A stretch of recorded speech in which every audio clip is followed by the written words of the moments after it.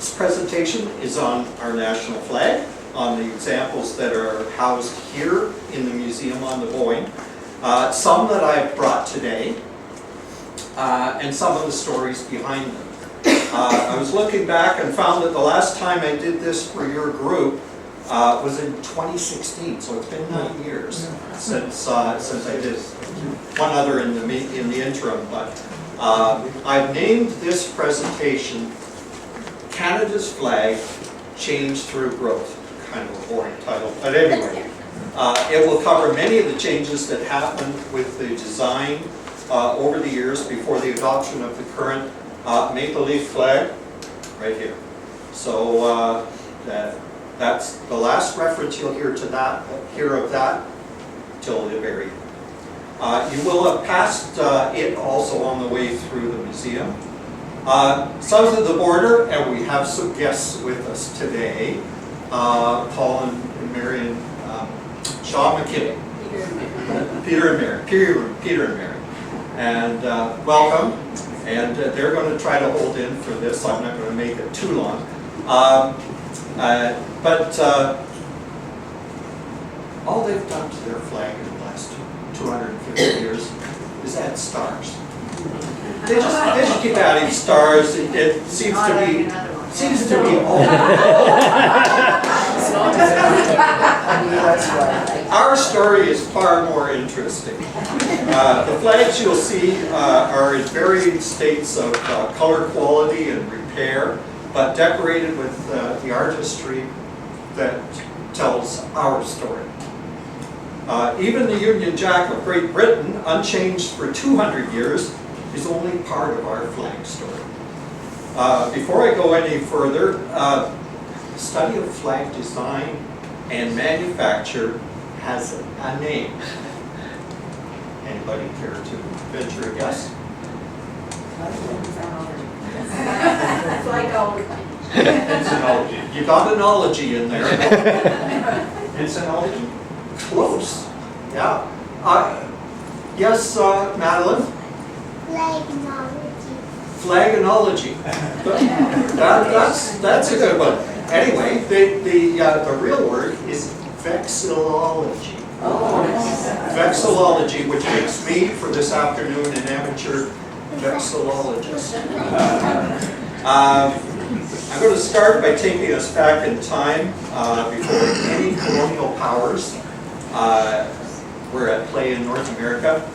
The year is 1497, and Henry VII is the King of England, and the English are beginning to explore. Who claims the coastal lands of what is now Atlantic Canada for Henry? Search back through your high school history. Is it Cabot? Yes, Cabot. Giovanni Caboto, right, of the city-state of Genoa, and he was operating for Henry and the English Navy merchant. Who knows? The flag at the time is the Cross of St. George. Oh. So there he is. It was adopted in roughly 1277 AD, some short time after the Norman invasion of England and King George, or the Cross of St. George. So it would be the flag of England for nearly 400 years. It's still carried proudly by that fine example of British citizenry, the English soccer fan. You will see the Cross of St. George being carried proudly by the soccer fans at international tournaments. The English, however, failed to establish a settlement, which is kind of important if you're making a claim. And along came Jacques Cartier in 1534, claimed the land for France, under the royal flag of France. I don't have an example here. 3 yellow fleur-de-lis on a blue background. The French later established the settlement at Quebec, and the fleur-de-lis would become an element in future Canadian flags representing the country's French heritage. To this day, it is part of the official Canadian coat of arms, and if I look on my tie, I will find it here someplace there on the coat of arms of the country. Next to the soup. Yes, next to the French peace. So the British Union flag, as we know it, came about in stages over 200 years. So the Union flag, or the Union Jack, had the Cross of St. George superimposed on the Cross of St. Andrew of Scotland in 1603, and St. Patrick representing Ireland in 1801. Now this is not a bona fide flag, but it is pretty good. It's a souvenir tea towel. So there we go. The British Union Jack.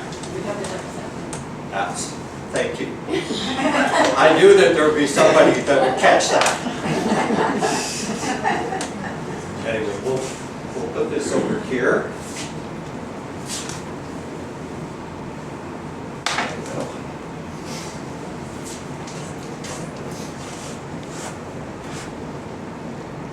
In 1707, Queen Anne had chosen the colonial red ensign, the Union flag in the upper left quadrant, in other words, the Union Jack, shoved up in the left quadrant, on a solid red background, as the new royal flag of England and her colonies, Now, if I could get Lauren and class to come and unfurl this flag. Well, try to keep the Union Jack in the, up in this corner over here.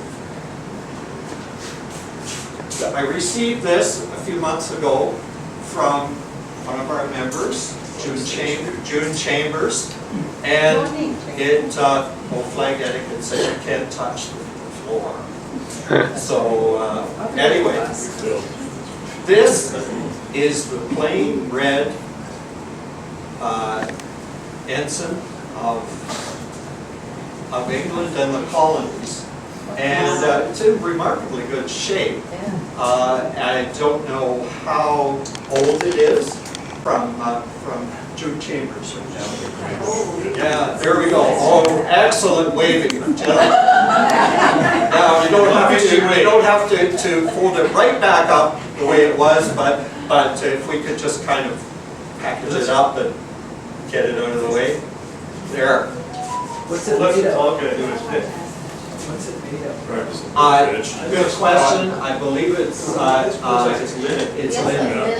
Yeah. Often the flags were made of linen. June should be able to tell us. You're the fabric person. Yeah, it has a cool feel to it. Yes. And so that means. I think it's one. Because Okay. at first I thought it was bunting, and I thought bunting was wool. Right. But this is Right. June called me several months ago and said, "We have these 3 flags and I don't know what to do with them. They've been accumulated over years, I guess." And we're going to see another one later. Yes, you can just Right write side it. up and down side up on this one. Depends on whether you're from Australia or not.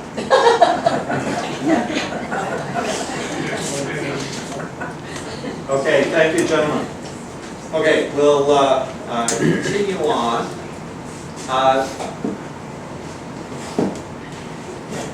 That still remains the official royal flag of Canada and is required to be flown for royal visits on 2 other occasions. Any guesses? King Chuck shows up. There you go, last week when the king arrived. And Governor General? yes, well, it fly probably as a representation.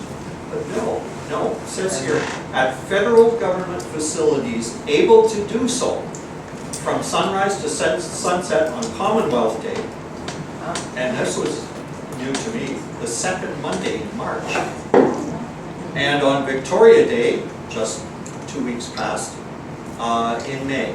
So only if you have a second pole, it can't displace the Canadian flag on that day. Of course, the law says that the Union Jack may not displace the maple leaf, and it has to be in addition to. Also, in the case of Victoria Day, it's a general holiday. So there isn't going to be a federal employee around at the federal office to raise the flag. So there you go. You'll probably never see it on Victoria Day. The British colonial flags had development origins similar to the French in that their naval ensigns, while not intended to be flown on land, generally became the flags of choice in the colonies. They arrived on the ships. They were the flag of the country responsible for the ship or in charge of the ship. And so it was the natural one to run up a flagpole.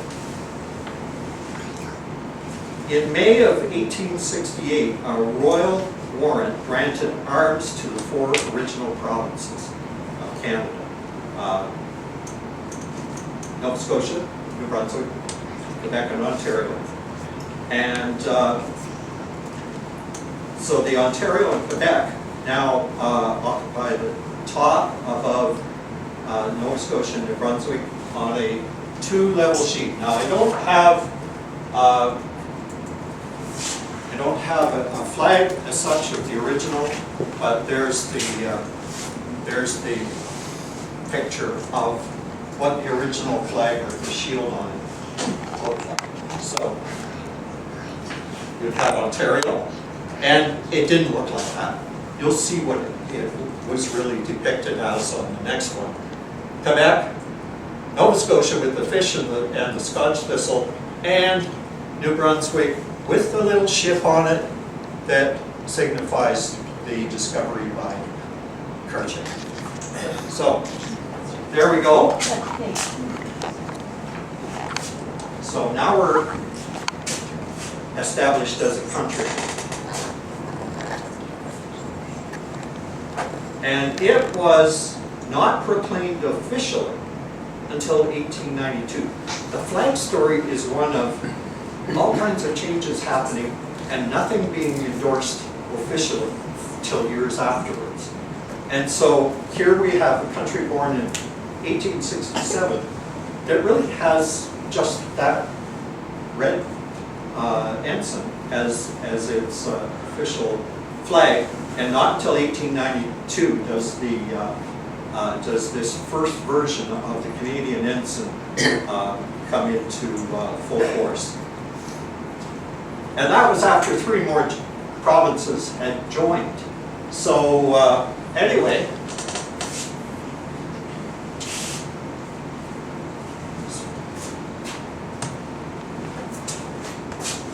yeah, flags by their nature are not neutral. They are a symbol of allegiance, an expression of heritage, values, and identity held in common. Beginning in 1867, a series of unofficial but widely accepted changes to the ensign took place that mirrored the growth of the new nation. They reflected the desire of new territories to be included in a timely manner on the flag. The changes were unofficial because those in charge of the College of Arms, the agency through which all changes were approved, could often not agree on the proposed changes.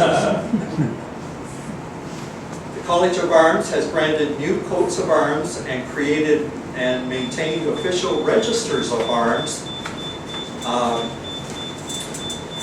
and pedigrees since its founding in 1484 in England. The heralds that make up the college are members of the royal household and act under Crown authority. The College of Arms is also the authority for matters relating to the flying of flags, and holds only official registers for flags for the UK and much of the Commonwealth. The college is not supported by government funds, relying instead on grants and fees to operate. So this is a very influential group, and they are self-sustaining in terms of their financing. As provinces joined Confederation, the unofficial shield of Canada grew. Artists decorated the shield with wreaths of maple and oak leaves, crowns of varying designs, Canadian beaver on a log, each change an expression of the recently altered state of the country. In one sense, the lack of official approval enabled a greater number of designs that led to a very interesting array of elaborate flags. In the early 1980s, while driving on a back street in Sauble Beach, Ontario, something in the ditch caught the eye of my father, Jim Burns, who stopped to check it out. He was always inquisitive. How it got there, we will never know. It was an ensign, but it bore no resemblance to anything he had seen before. He brought it to me to get my opinion on it, since I was some great authority because I've been to university and had a couple of history courses under my belt. I was just as uncertain, but asked him to leave it to me. So I started a search which led me to the Toronto Reference Library at the University of Toronto. There was no Google yet. This is the mid-80s. And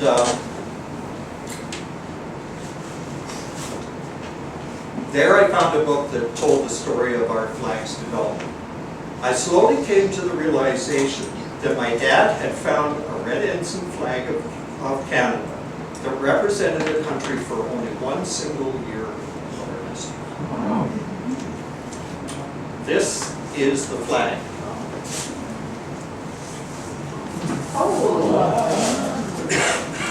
And it's, as you can see, you'd say, what flag is that?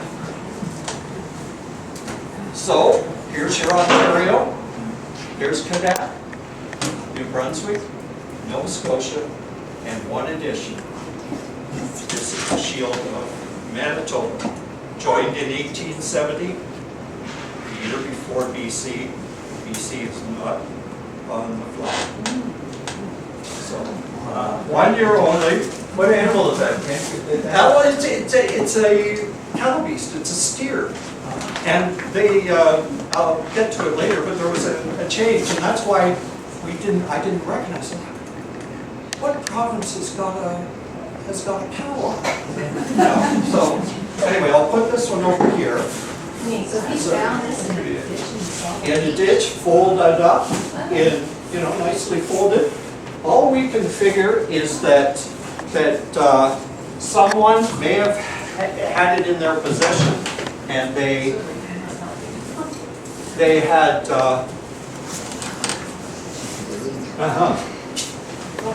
they had maybe had it out and were showing it to somebody, forgot it on the top of their car, and it flew off, and we will likely at this stage never know why. But anyway, it came into our hands.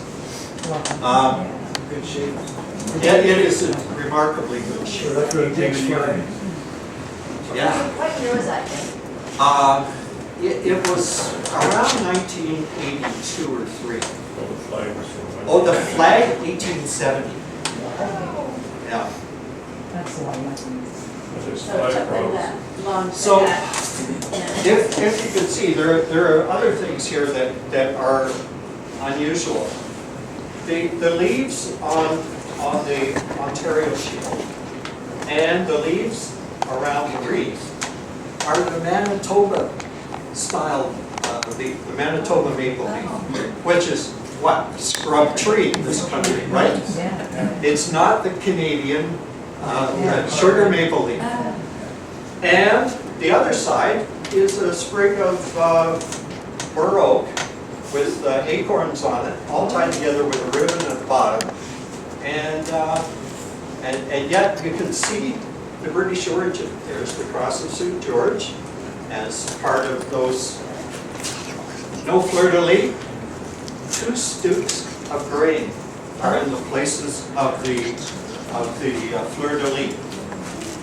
So heavy British influence on that. They didn't want to acknowledge the fleur-de-lis, I guess. At the time. Where was I?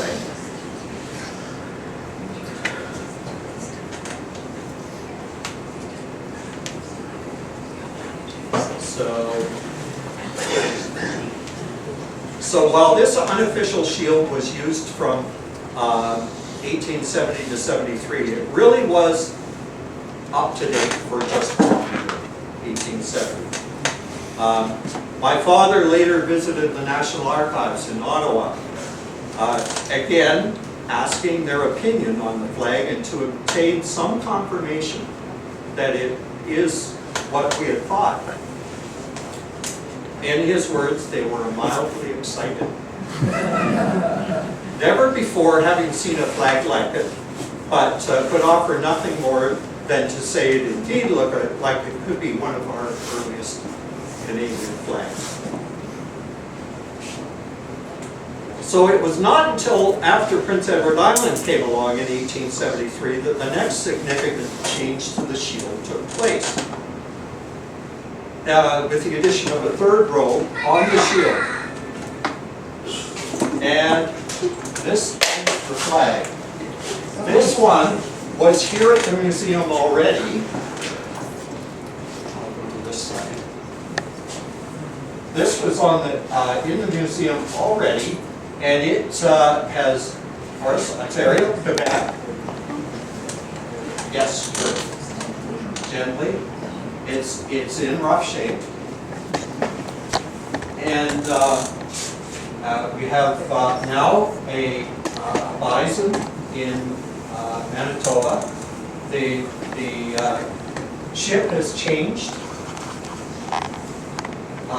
BC is on here, not the shield that we recognize, but the crown is there, and this wreath with a little B and a little C. And Prince Edward Island. So now we have 7 provinces. This one kind of just won't go that far. So in 2009, the Canadian comedy Gunless. Anybody ever see Gunless? Starring Paul Gross. This turned out in a 10-second clip on the CNN. Is it? Okay. Yes. Paul Gross is playing the role of the Montana Kid. And the Montana Kid is an outlawed gunslinger from south of the border. And in the 1880s, he finds himself, as he's escaping capture, in this strange land that doesn't worship guns. And one scene, there's a dance party at the Northwest Mounted Police outpost, and this is in like southern Saskatchewan, as we know now, southern Alberta. And on the background is that flag. It's draped in the background, this party scene representing the crown. The 7 provinces are shown. And so appropriate to the time period, and the props people of the movie did their job very well, because they had the flag of the period flying in the background. In the 1990s, the Alliston Historical Society, of which I referred to earlier, visited local elementary schools with a presentation on local history. one of our visits brought our late President Shirley Gibson and I to the St. Paul's Roman Catholic Separate School. I took along the 1870 version of the flag to show what the country, the state the country was at the same time as Alliston it was grown. And when I introduced the flag to the children, the grade 7 teacher, Jim Lang, asked me to hold for a minute while he ran away to his classroom. And this is what he came back with. It's folded in half, but it is now the 9-province version of the flag, which dated from 1905 with the addition of Alberta and Saskatchewan. So you've got the country pulled together, with the exception of Newfoundland, which came along in 1949, but it would never be represented wholly as a province on the shield. This again has changes in the wreath around the outside. It's now evolved to a soft maple leaf, and still not the sugar maple.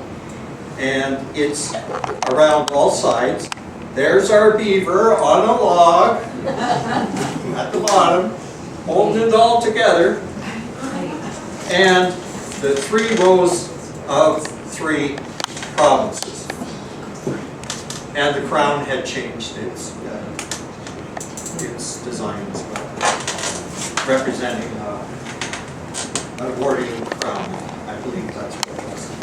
He found not 1 but 2 of these when he was cleaning out the attic of an aged relative in the city of Peterborough. And so he had held on to those flags for years and had them right there with him at the school.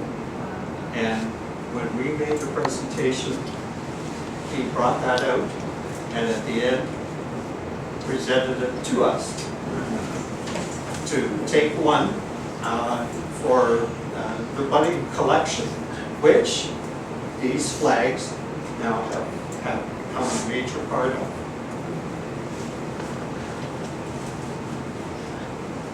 So all the unofficial changes came to an end on November 1st, 1921, with a royal proclamation by George V that swept away that shield, that elaborate shield, and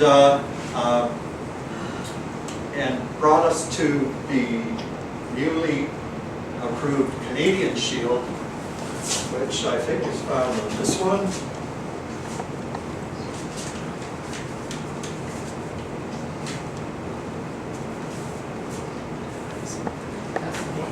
There we go.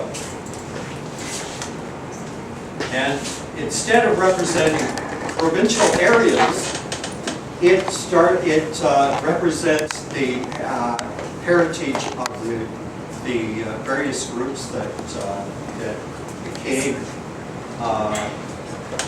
an essential part of the country.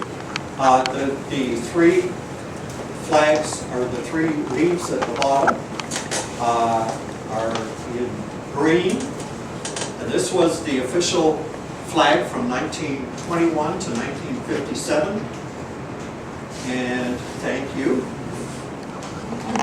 What are the heritages that are on the flag again? Okay, the English, the Scots, the Irish with the harp, and the French with the fleur-de-lis. There were two sets of lion representations from the English and the Scots. I don't know how the English got lions. They didn't have lions there. But anyway, that's what it was. Richard Prudhoe. Yeah. Now, also, at that time, there is a claim, although it's disputed, that King George V also chose our national colors, red and white, in 1921. And I heard one dissenting voice in my reading just the other day, and so I thought it was gospel that the two proclamations came at the same time, but there are some that believe not. So, yeah, so there was a minor change in 1957 to that shield, and it all came to an end, of course, in 1965 with the founding of our new flag, and the big debate that happened over that one in Parliament. It led to the official adoption on February the 15th, 65. Many of us here watched that process unfold, and you may, some of you remember the big debate. I personally was rooting for the version that showed the blue bars on the two sides representing the oceans, and also the white background, symbolic of the snowy country we've got, and then there was a sprig of 3 red maple leaves in the middle. I did not. My wishes were not held out, but that version I also thought would reflect the Canadian motto, Amari Wisco Admar, from sea to sea. And it's from the Bible, from Psalm 72, verse 8, which says, "And he will have dominion from sea to sea, and from the river to the ends of the earth." Well, the river in this case is the St. Lawrence, the Great Lakes. At the origin of the country, that's what was known. And the ends of the earth, the North Pole. Or at least Ellesmere Island, which is the last land before you get to the North Pole in this country. Geographically, this timeless message described the Dominion of Canada in 1867, and still it accurately represents us today. However, the government of the day put its color stamp on the flag. It was the Liberal government, and that was red and white, and we're back to the start. There we go. That's the story of the flag.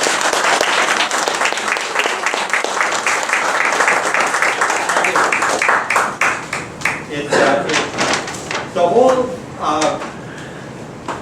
episode with the school drove home the point of how important it is to reach out as an organization like this to the community, because look at the fruit that was born out of that contact that we made, just going to the school and teaching them, and then we ended up with this tremendous artifact that was presented to us. Yes? Who is us? Us? The museum. Who is us? The museum? Well, I was meaning historically the Alliston Historical Society. Yes, that's where the origin was. For those that don't know, the Alliston Historical Society dissolved a couple of years ago. We have thrown our support and embraced the leadership of Tecumseh and West Wilbur. At least I hope. Anyway, thank you. Well, Ken, I have a question.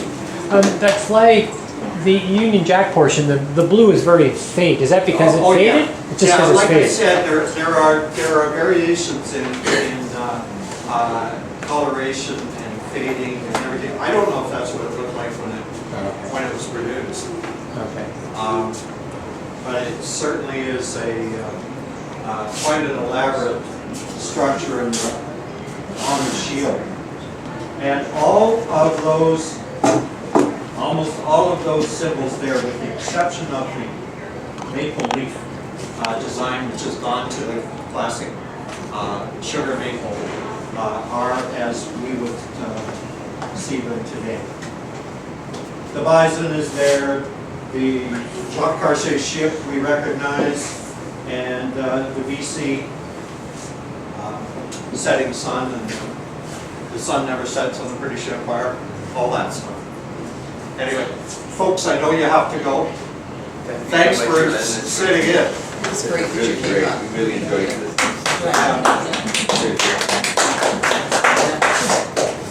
So I was partly joking when I said it was upside down, and I think I'm wrong, but it's something about which side is wide one at the bottom is, which side is narrow at the bottom. And I'm thinking on the inside it must be right. Okay. Yes, I know that that has always been an issue, but I've never been able to keep it straight. So I'm This thinking- presumably is the proper side. This is the bottom here.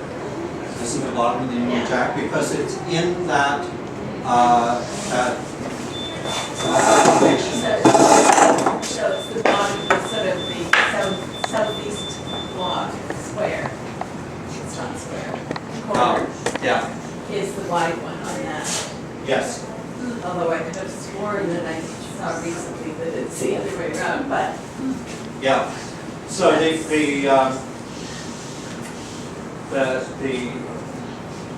course the white X through the corner to corner, that's the white cross of this St. Andrew, which incorporates the blue background.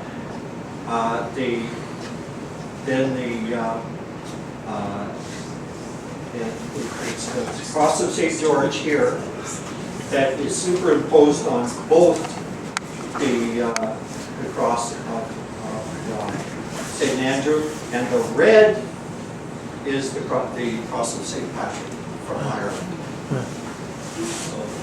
they must have offset it like that so that neither country was.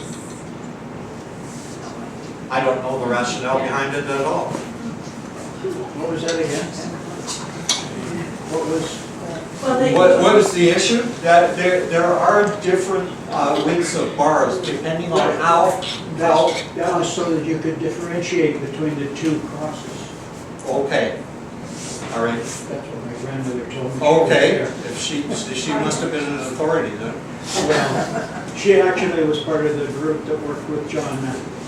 I knew I'd get his name in there. But anyway, I grew up down the road from John Matheson, who was a member of Parliament that was pushing for the new flag. And you'll love this part, he didn't like the blue. Yeah.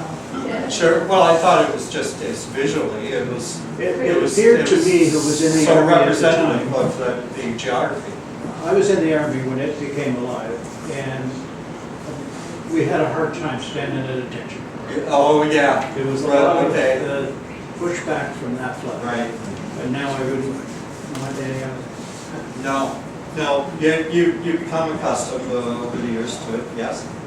And all of the changes, it was like somebody had an idea, an artist's concept of what are we going to put on this thing, and they did it, and they just run it up a flagpole. 2 weeks later, it's gospel.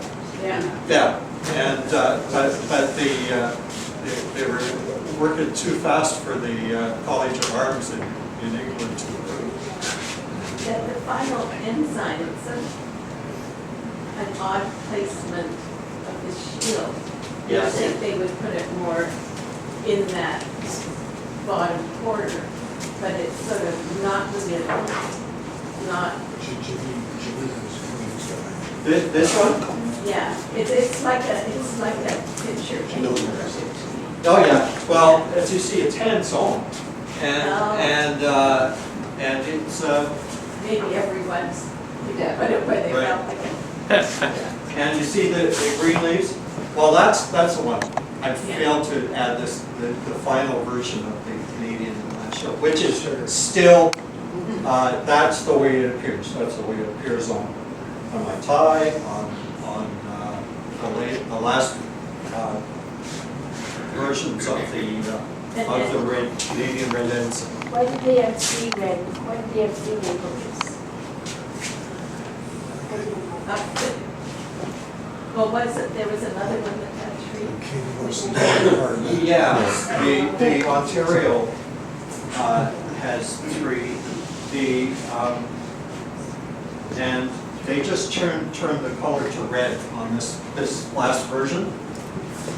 1957 to 65. The leaves become red, the heart changes. They had a slight change in the lines, but basically the change in color on the maple leaf and the style on the heart were the major changes there. Any other questions? And there was for a while that we would display the blue ensign. And Yes. it was usually related to something naval. Naval, you're correct. And what else have I got here? That's the That is the Navy. that is the Navy, the British Navy. And they put the Cross of St. George with the Union Jack in the upper corner. And the original plain ensign is when they put the Union Jack to the upper corner, and you've got a full other background to work with. Yeah. That is an ensign. So and the naval went blue, and was the Air Force that went blue? No. Anyway, I get confused The Air sometimes. Force at Pim. I'm not up on that. So, there we go. We gotta fold these up, put them back in storage for the next time. The girls want to see it. The girls want to see it. Oh, okay. Are you going to tell them where you got your tie? Oh, right. The tie, which I use as a reference all the time too. I bought that in the Robert Banks clothier store on the main street of Alliston. Not long before he closed up, about 30 years ago. And I wore this to a tour of the Parliament buildings in Ottawa, and one of the commissionaires there said that was the best tie of Canada that I've ever seen. And the only thing missing from this is the shield of Nunavut, because all of the other 10 provinces and 2 territories are represented as shields on the tie. So, here we go. Well, it's accurate to its time. Accurate to its time, pre-1999.